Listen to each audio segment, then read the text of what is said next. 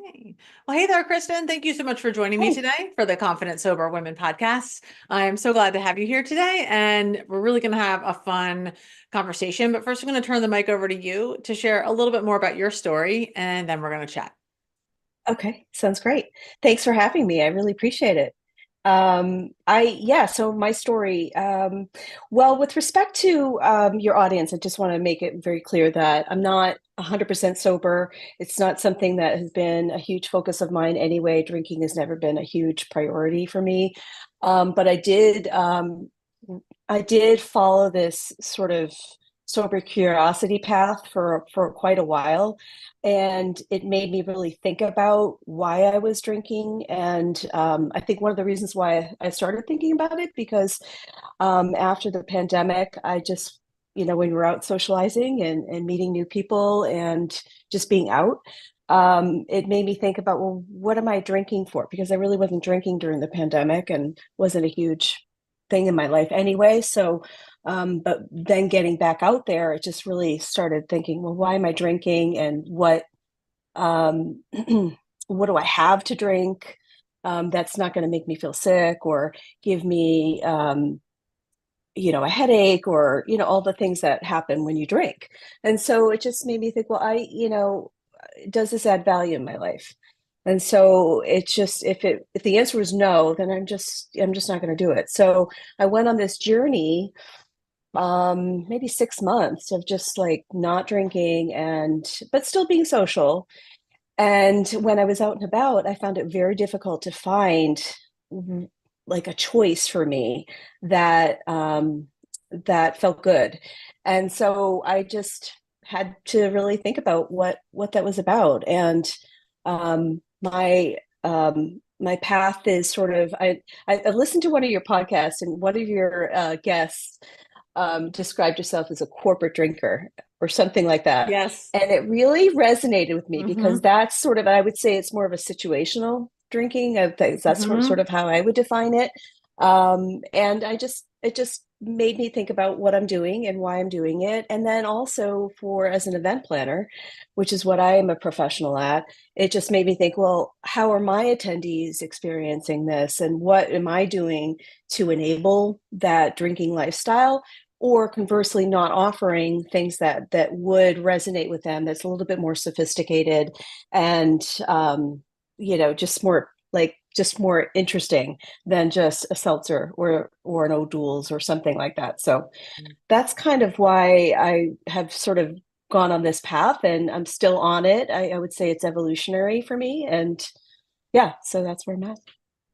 Thank you so much for sharing all of Yeah. that. I really appreciate it. And thank you for your transparency on kind of where you are. I mean, traditionally here on the Confident Sober Women podcast, we do have conversations with women who have been in long-term recovery, but occasionally it's important, I think, to highlight other folks who are kind of adjacent to our space. So I know one time I was speaking with somebody who was really involved in the Al-Anon programs and kind Mhm. of talked about her experience about being in a family who was struggling with Mhm. addiction, and then people like you, right, who have kind of discovered the sober curious movement and are kind of exploring that and what that's been like. And I think that there's a lot of folks out there that are still trying to figure that out, right? They are still asking their questions like, what do I want, or why am I doing this, or what would be good about not drinking? I mean, that's a really good question to be asking ourselves. And then does that outweigh what happens when I am drinking? So um, Yeah.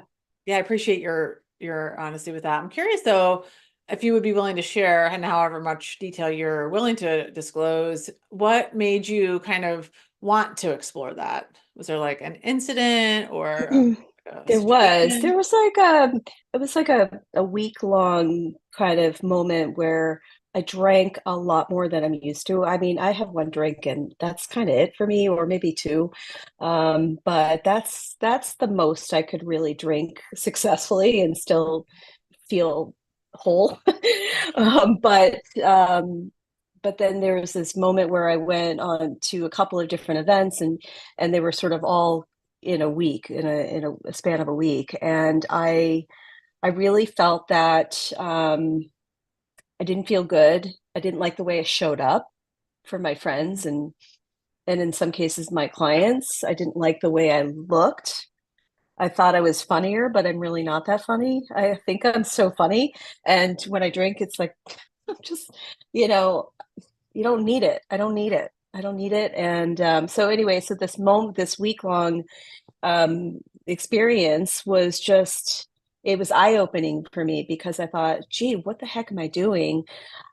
Um, and the recovery takes a lot longer. And I think maybe it's my metabolism, maybe it's just the way our bodies change over time, but I just don't metabolize it like I used to. And so I really felt like maybe this isn't the right fit for me anymore.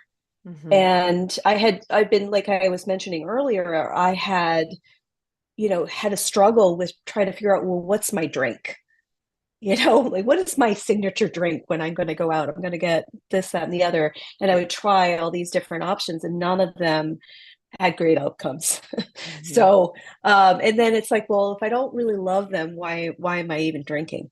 Um, Hmm. so yeah, so that kind of was an eye-opening moment. I also read this book by, oh my gosh, Holly Whitaker. Hmm. Um, that I just thought that was, I saw it on a show. I don't even remember what show it was, but I saw somebody get this book and I thought, oh, this is an interesting thing. Let me read a little bit more about that. And it was really eye-opening with respect to, especially with respect to the marketing efforts that are pushed out to all people, not just women, but um and it made me think, well, wow, I'm really being marketed to. Like if you go to Home Goods, for example, there's all these cute little signs that say you had me at Merlot or um, you know, rose all day or whatever it is. And it's so ubiquitous now that we don't think about it. I mean, at least I wasn't really thinking about how I've been marketed to at all. We're marketed to everything. It's not just alcohol, but I just felt like this is the socially acceptable way to drink poison. And like, it just made me think, gosh, it is poison. I mean, it basically Hmm. is ethanol. And, why? So it just made me think about it. And that 6 month journey that I was on, it was very freeing, but it was also in a way, it was also tough because I felt like I had to justify to my friends why I wasn't drinking. And I got a lot of not pushback, but a lot of, what's the word, where people are just really into finding out why and then uncovering some sort of mystery. And there really isn't. I don't really have a story to tell, like some people that are on a very serious journey with this and making a very conscious decision not to drink it for um, familial reasons, or, they're just trying to break that ancestral patterns that we have. Hmm. But at the same time, I felt like I was being grilled about why I wasn't drinking. And from people I don't even know, just literally spending 20 minutes trying to uncover some mystery that really isn't there, Hmm. but also like I don't know why you care so much why I'm not Hmm. drinking. I don't know how it should, so it just, but it felt like thank you for your interest.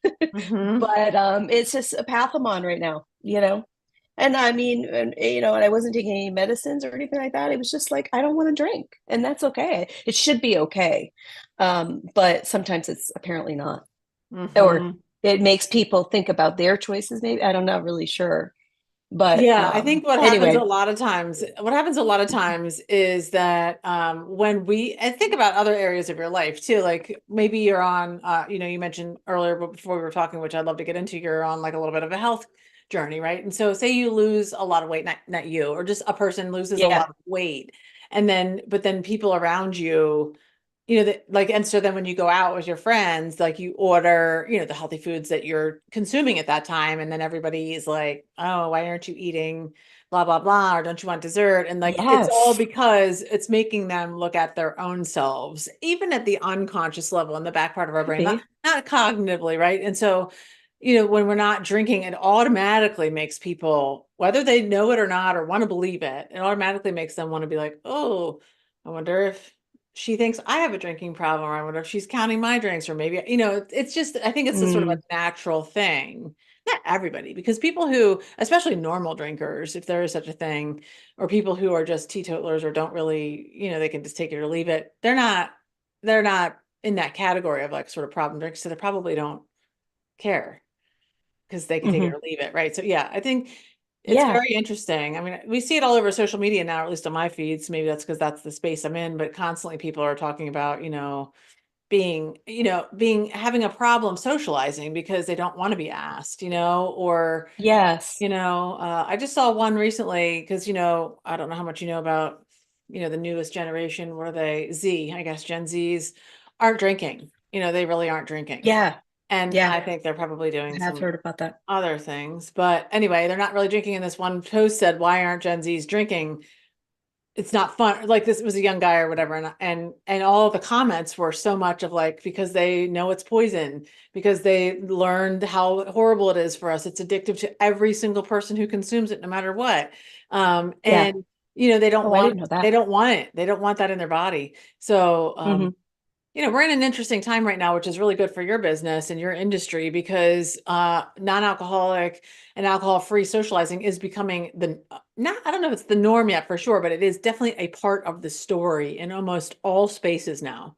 And with the amount of product that we have access to now, the explosion of non-alcoholic products into the market, it's Yeah. pretty cool. I mean, it's pretty It's cool. very cool. Yeah, it's very cool. I would say that, it's more intentional, I think, with respect to corporate event planning, which is what I focus on.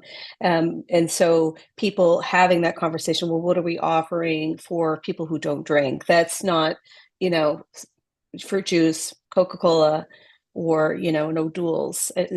People are, I think, in many ways wanting to have something a little bit more sophisticated that has a little bit more fanfare and substance, crafted kind of cocktails. I don't, well, for some, and I think you and I talked earlier about, for some that might not be a great fit because of the fact that it might trip them or trigger a relapse or something like that if they are somebody who's struggling with alcohol.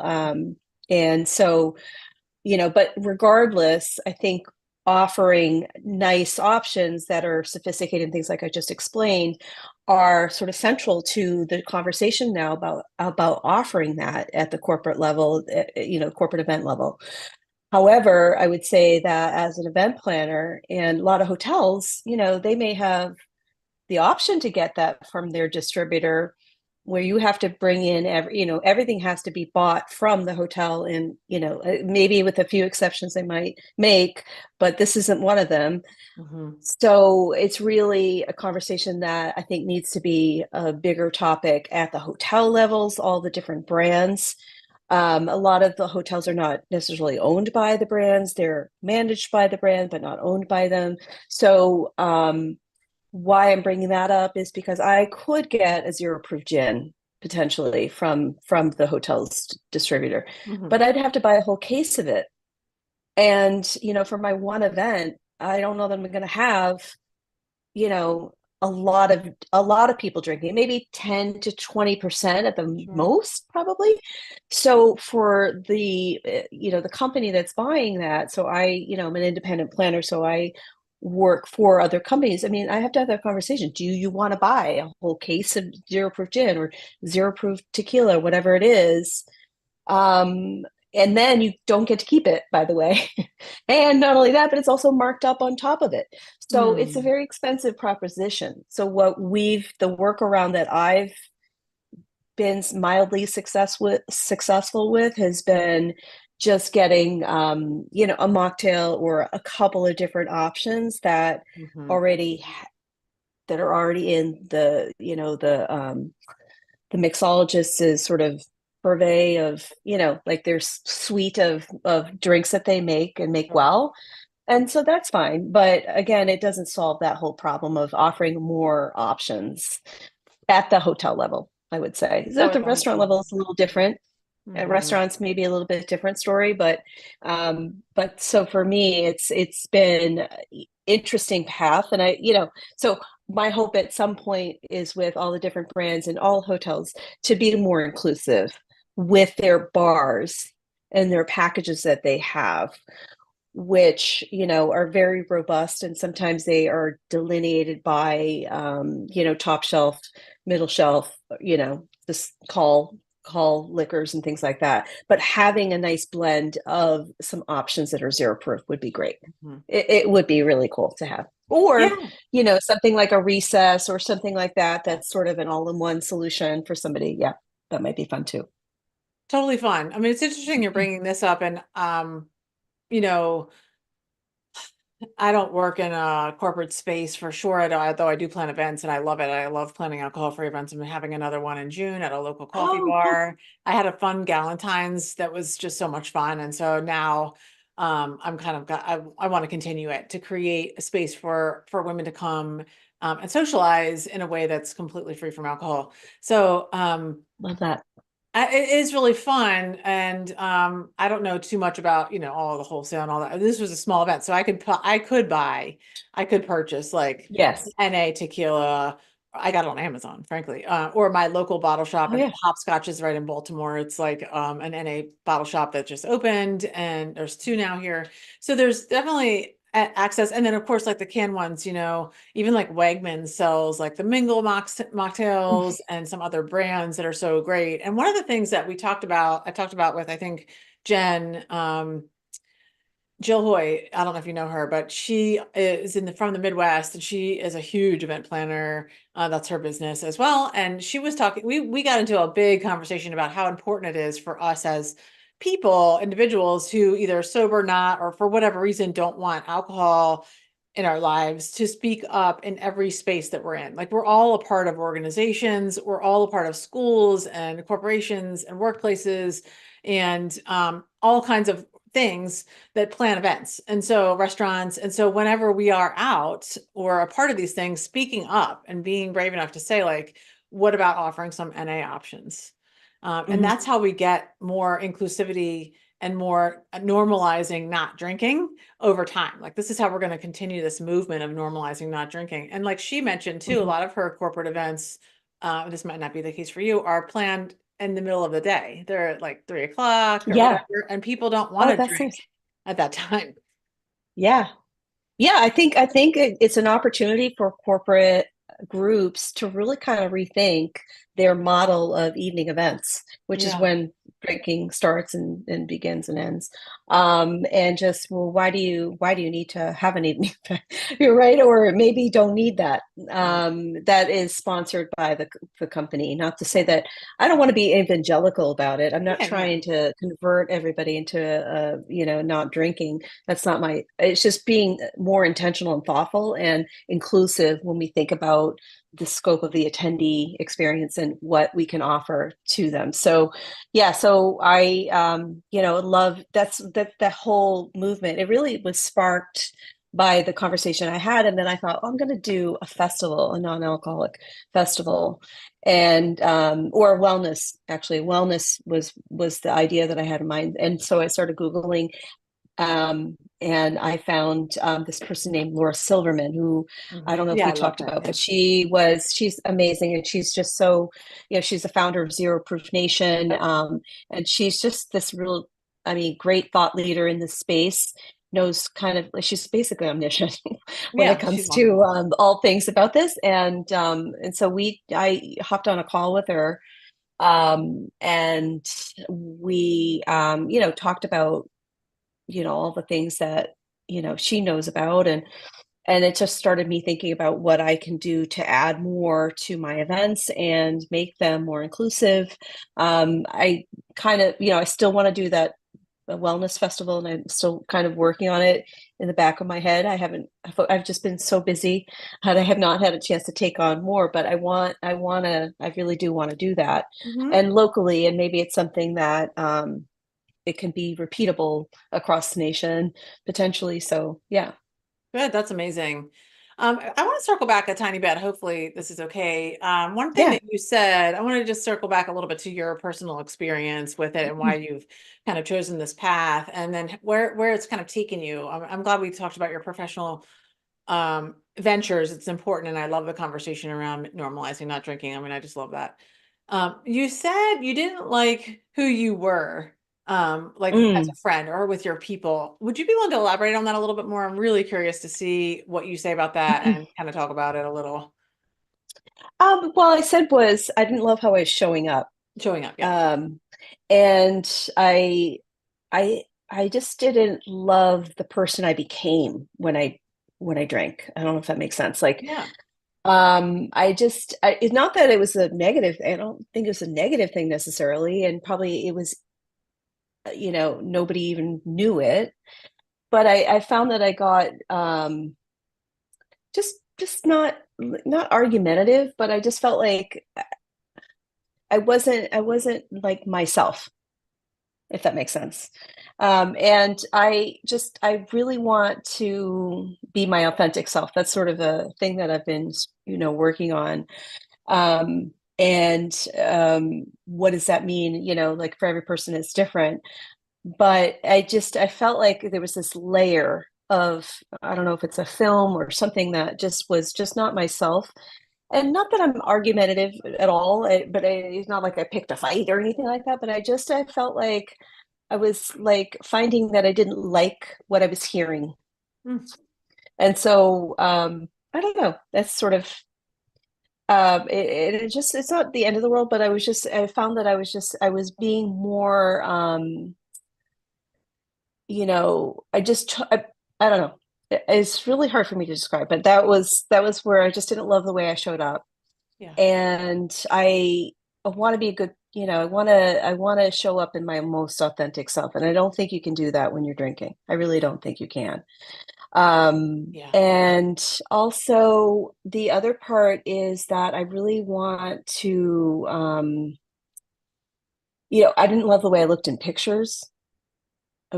That's the other thing. I didn't like the way I looked in pictures, Hmm. and people would do like selfies. I'm gonna take a selfie, and I didn't Mm. look healthy at all. Mm. So, and I just didn't like the way that is part of that showing up. Like, what is my face doing? My eyes are glazed over, not that I was hammered or anything like that, but it just, you could tell. You could Yes. tell. Like, I know what I normally look like, and this wasn't it. Yeah. So those were the two things. So, Yeah. those were, like it's not important to me enough to drink that much anymore. And then when I was listening to, I also had the Holly Whitaker book on Audible. And because sometimes I find it hard to read, I Hmm. make time to read, but when I'm doing Hmm. something else, I can squeeze it in. So I got the book on Audible. And one of the things that kind of leapt out at me recently was the fact that if you drink 3 drinks a week, that it increases your chance of getting cancer by 15%. Hmm. Which maybe those stats are updated since that book was written, but that was, not that it's a huge amount, but it's a decent amount to, and that's not a lot of drinking to be. No. I mean, if it's for a whole week, a lot of my friends drink, at least one glass of wine a day, probably, and then probably more on the weekends. So all of a sudden, and it's funny because I only drink on the weekends. I don't drink alone. I've never drank alone. I only drink when I'm out socially. Mhm. Mhm. And so it really kind of made me think, well, if I have 3 drinks on the weekend, that's still 3 drinks. That's 15% increase over time. Yeah. And I don't have a big history of cancer in my family, but um, cancer knows no boundaries, right? I mean, it could happen to anyone at any time, and I don't need that extra. I don't need that extra push to the Exactly. to I'm so that glad you side. brought that So, up. Thank you so much for sharing the sharing on it. I kind of put you on the spot, but I really think that was incredibly insightful of you to be able to identify now like how you saw the differences in yourself. Like because I think many of us when we're in the midst of those experiences, even before and after, we aren't able to clearly see how we're not showing up the way we would like to. A lot of times when we're in the midst of those situations, we think we're great. We think, Yeah. oh, this is wonderful. People like me, or I'm doing what everybody else is doing. But and we might not see how we're being, a little fake or more combative or not honest about things. And those are the subtleties I think that alcohol can kind of bring to the story when we are socializing, because it does change your personality. I mean, like that's its purpose, Yeah. right? Is to change Yeah. you. And so I think it's incredibly But insightful. it doesn't soften you. It makes you, I feel it makes you more um sensitive to things, maybe. I Yeah. don't I know. mean, I think it can It's be a probably variety of different for things. every person. Yeah. Yeah. And I think And sometimes the people who think it's like liquid courage, you're like, oh, I can come out of my shell and oh now yeah. that helps me socialize. And it's a lie, right? That alcohol helps me socialize. It's just something we believe about that, and it's not true. Hmm. It's sort of like saying alcohol helps me sleep. Well, we know from all the research that that's not true. Um, Yeah. That is so for sure true. it's just really insightful, and it's nice to hear you be Yeah, able to thank you. recognize. You should be very proud of yourself for being able to do that, because I don't think a lot of people can, specifically if you're like really far down in the problem drinking spectrum, like I was, like Yeah. I'm not sitting around going like, oh, I'm not being my authentic self. I mean, I can do it now, obviously. Yeah. And even Yeah. as a sober person, we have to check in with ourselves in a variety of ways and times, right? I personally pride myself kind of on, and my brand and everything about me is authentic living. Like I show up as I am all the time. Like this is who I am with my family. This is who I am with my clients. This is who I am at work. And so Yeah. I don't put on a lot of masks. I don't even really know how to do that. So, and that's for me, that works. But I think being able Mm. to understand and learn, even as a sober person, where that might be happening in your life is important. Like, are you showing up different with certain friends? Are you showing up different with your coworkers? And obviously we have to know our audience. We don't want to be, say certain things or be flamboyant or whatever in a work meeting, maybe. I mean, I probably do, but we have to know our audience, um, and I'm not saying it's without manners. We should always have manners and be respectful, but I think that's just really cool that you were able to see that and then make the adjustment. Mm. You Thank you. saw it and then you made the adjustment. And also you utilize some resources. Holly Whitaker's book is brilliant. And one of the reasons I love it so much is because of all of the research and the history that she Yeah. cites. And I really was clueless about any of that. So like she really lays it out so that I think the layperson can understand scientifically what is happening Yeah. when we consume these substances. So Yeah. you use a lot of tools, which is really cool. And then you mentioned about the cancer. Only 3% of cancers are hereditary. That's what the science tells us. Oh, wow. That And I didn't know so that. Wow. that means there's 97% of them are really about lifestyle and Mm. other factors, some of which we can't control, like dirty air, water, stuff like that. I mean, we can't always control all the things, but a lot of it we can. And so alcohol is linked to almost all of those systems. I was actually having a conversation with my mom because there's a young person in her life that has, I think terminal it was just discovered. It's very, very fast Oh moving, my and he's a young gosh. guy. And Oh, we were kind of oh talking wow. about risk factors and the things we can do to prevent. And I said, Hmm. alcohol is a huge risk factor for all of us.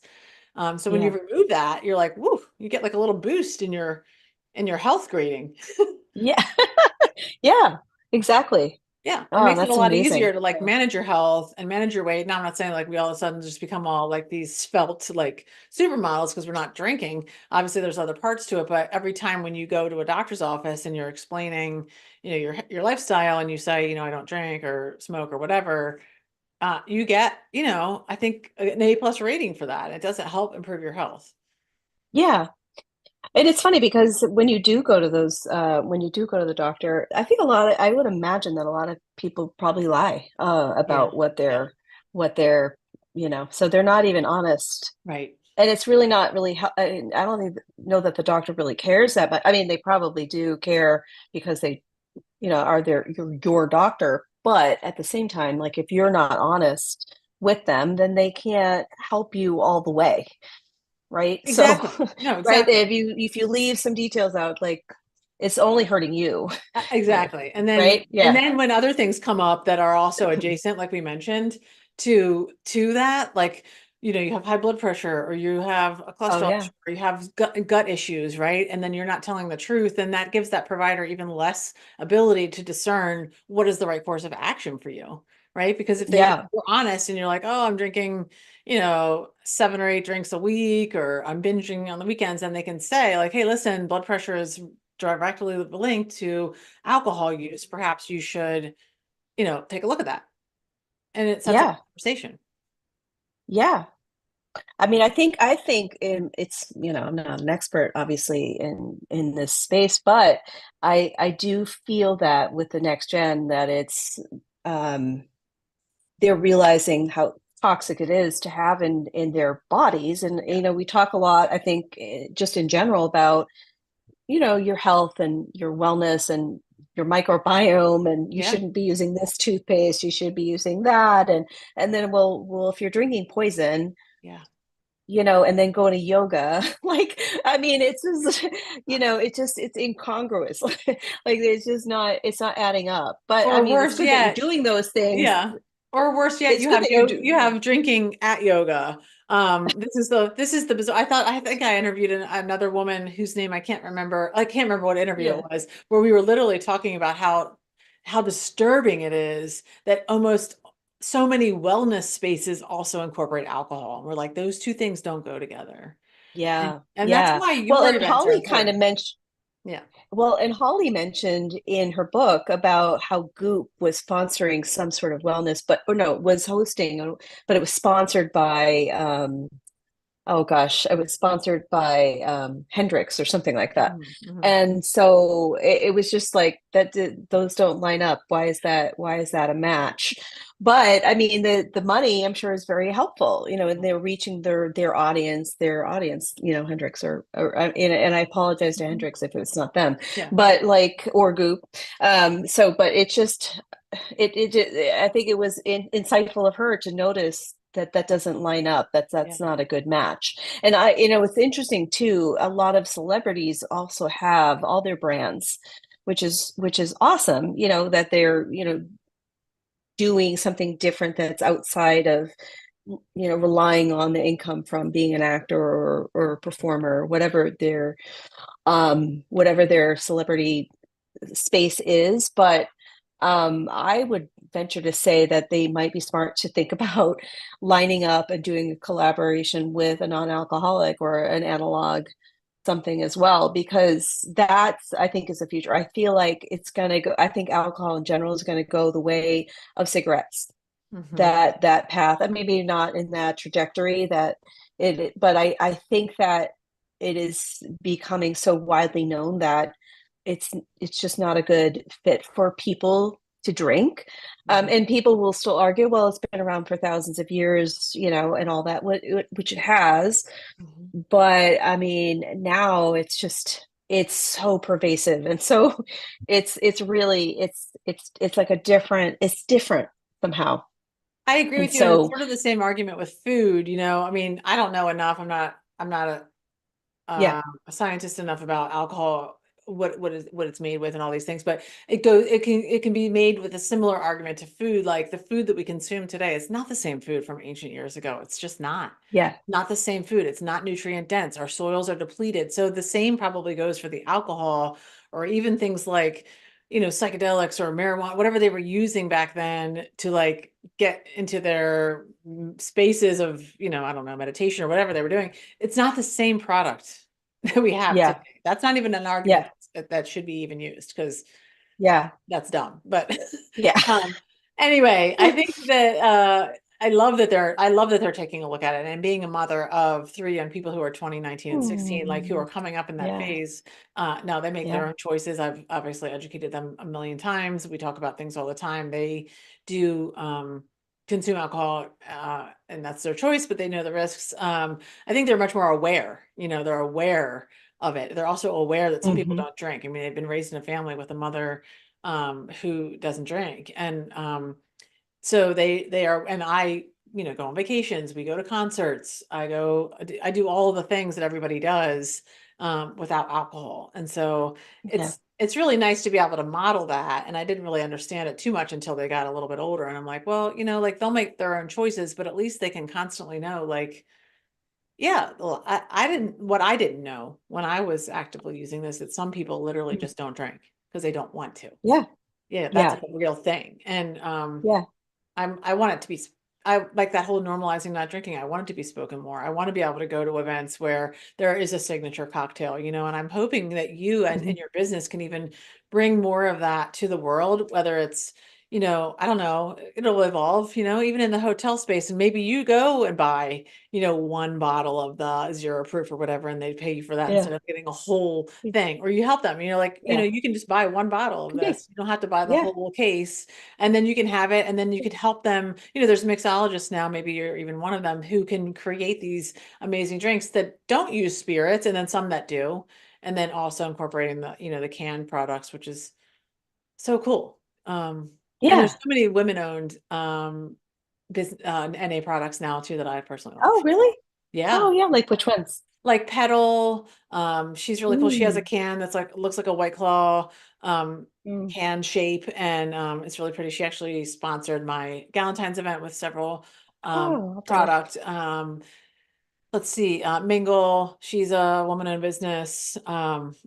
Busty Lush, she's another one who has canned drinks with all kinds of different flavors. Mm. There's a few more. Love it. There's several, and so I'm partial to those because I love to help women and who are running businesses and doing amazing things like you. So Yeah. Love it. yeah. Thank you. Yeah. So what are you working That's on awesome. like these days? Do you have any upcoming events, or what's on your agenda? Yeah. Yeah, I do. I have a big event coming up, not next week, the following week, and it's about 600 people. So it's great. It's for a nonprofit, which I've been working with them for about 10 years. Wow. And that's great. And then also working on an incentive program that's going to be in Lisbon. It's that same week. So I fly when that one conference ends, I fly right to Lisbon. So I'm really excited about that. So that's really, those are the big programs I've got coming up right now. And And they both yeah. have NA product. Well, yes, they do. Yes, they do. Awesome. I am not planning the menus for the Lisbon program, but I know that they will. So because they're very intentional and thoughtful about it as well. So Yeah. and I think actually in Europe it's a little bit more, I don't know, it feels like it's a little bit more acceptable.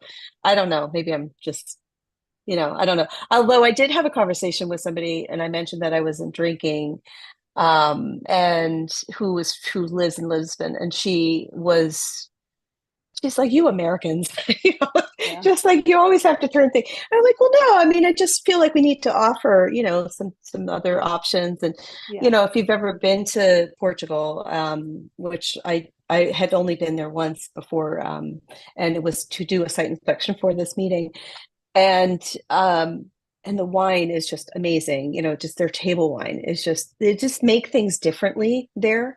Yeah. I think there's a lot more, I don't know, I'm guessing, but there just seems to be a little bit more intentional about the way they produce things. Well, I do I'm think that making they're a little very bit more bold health. They're more health generalizations, conscious but too. Like, or my yeah, understanding is that they're a little more health conscious, like they are with food. They don't allow certain yeah, ingredients in their countries.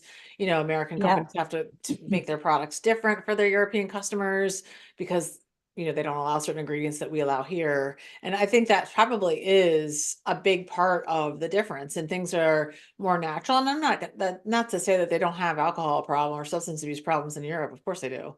yeah, But it's probably just a cultural difference that maybe we're just not privy to. The only experience that I have with it, I mean, I've been to European countries, not Portugal, but I recently had a client who was doing an art program in Italy, and she's young, oh, she's like nice, yeah, a college student, and she kind of said like, I'm just kind of tired of drinking. Like I'm kind of over. We were talking about like what her history was or whatever, and she's like, "Yeah, I've experimented or whatever." I'm just kind of like done with it. But she's like, "That's all they do in Italy. They just drink." yeah, So I wow, was oh, like, wow, "Oh, okay." I mean, okay, so it probably depends on which country you're yeah, in or who maybe, you're around, but I bet yeah, you their or the products. generation. Yeah, I bet you their products are Yeah. healthier, is my guess. Yeah. Yeah, Yeah. I don't know. Well, Well, and I this is also, amazing. yeah. Yeah. Thank you. I appreciate it. So, Um, I really loved our conversation. I think this is really important, and I really want people to continue to um, spread the message, really, that no, that we can normalize not drinking. And again, whatever spaces you're in, whether it's schools, organizations, workplaces, clubs, whatever, just encourage. Let's normalize not drinking, and maybe you're the one that brings a cooler full of, recess or pedal or Bastilash or whoever, and you offer yeah. to your friends, and you're like, hey, try this, and you can spread the word. And also when you're out at a restaurant, like I do this all the time, if they don't have a mocktail menu or mocktail menu on their menu, Yeah. just ask for one. I usually say, can you please have the bartender make me a mocktail, something fruity without any sugar? Like that's how I do it, and they're like, Yeah. sure. Oh, that's good. Yeah, and they're going to charge you like $7 or $8 for it probably, so it's not like they're not making I, money on it. yeah. So I don't see that there's any disadvantage for them to incorporate these into their world. Agree. So Agree. thank you so Wow, much this for has been your great. time. Yeah, thanks for your time. It's been great to get to Yeah. have a conversation with you and to introduce you more to my audience. I know that we connected on LinkedIn. Is that where you like people to meet you if they want to reach out or connect? Yeah, they can reach me out on LinkedIn, Kristen Collins, Typecast Events, but I also have a website, which is called Okay, typecastevents.com. nice. Yeah, so I can help people with corporate events and also just finding a right venue, hotel venue for any size group, 10 people and up, and I can help them find the right spot for them all Oh, across the world. I love that. Well, Yeah, thank you again so much, and thank you. I look forward to chatting again soon.